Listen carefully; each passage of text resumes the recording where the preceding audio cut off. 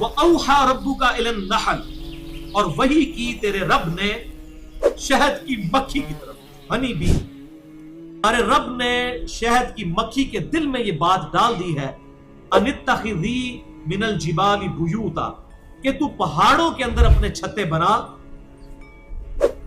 اپنے گھر بنا، ومن الشجر، اور درختوں کے اوپر، ومما یعرشون، اور یہ جو چھپر ہیں لوگ بناتے ہیں ان کے اندر، اونچے اونچے مکان جو بناتے ہیں آپ دیکھیں چھتوں کے اوپر یہ اپنا چھتا بنا لیتی ہیں، درختوں کے اندر، پہاڑوں کے اندر۔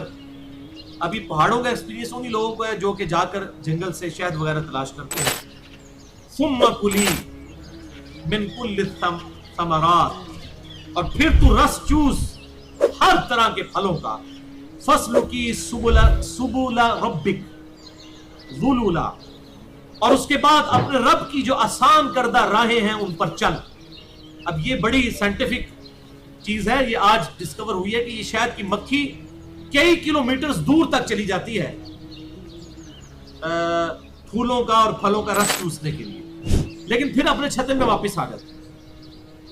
یہ ایسی راستے اس کے لیے ڈیفائن ہوئے ہیں کہ یہ جب جاتی ہے جس راستے سے، اسی راستے کو ڈیٹیکٹ کرتی ہوئی واپس بھی آ جاتی ہے، یعنی ایسی کوئی ویوز نکلتی ہیں جس کو یہ ڈیٹیکٹ کر لیتی ہے۔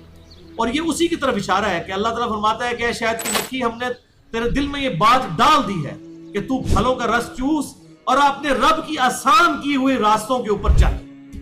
اب یہ بات کرنے کی ضرورت تو کوئی نہیں تھی، اتنا ہی کافی تھا، رس چوس اور واپس آ جا۔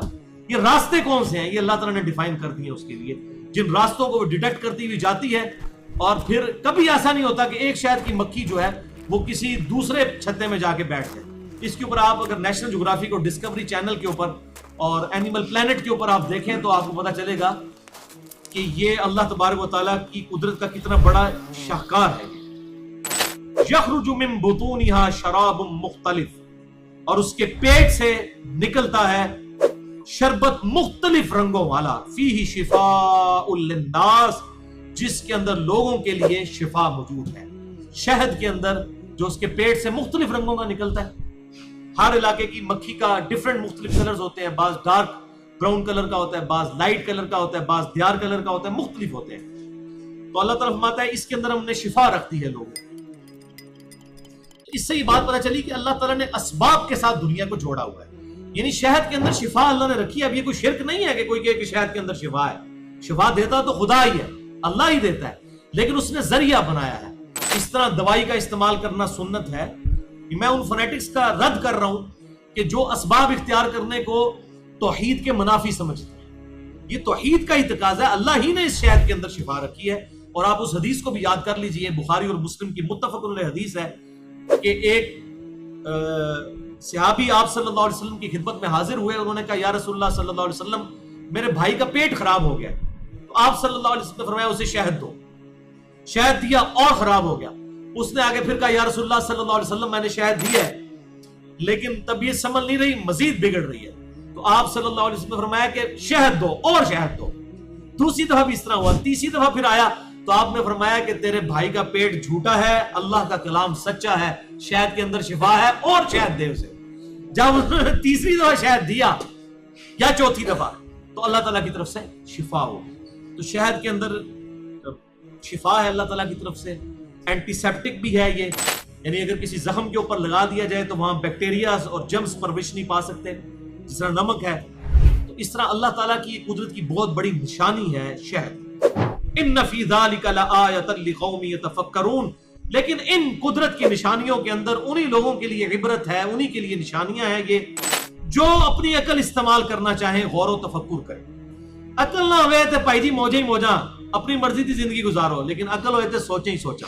جس کو عقل ہوگی تو وہ سوچے گا کہ بھائی نہیں، مجھے اگر کسی نے میری مرضی کے بغیر پیدا کیا ہے تو میرے ساتھ کچھ بھی کرنے پر قادر ہے۔ وفی خلقکم، اور تمہاری اپنی پیدائش میں بھی، وما یبث من دابہ، اور جو اللہ نے اتنے جاندار پھیلا دیے ہیں زمین میں، آیات لقوم یوقنون، اس میں نشانیاں ہیں اس قوم کے لیے جو یقین کرنا چاہے،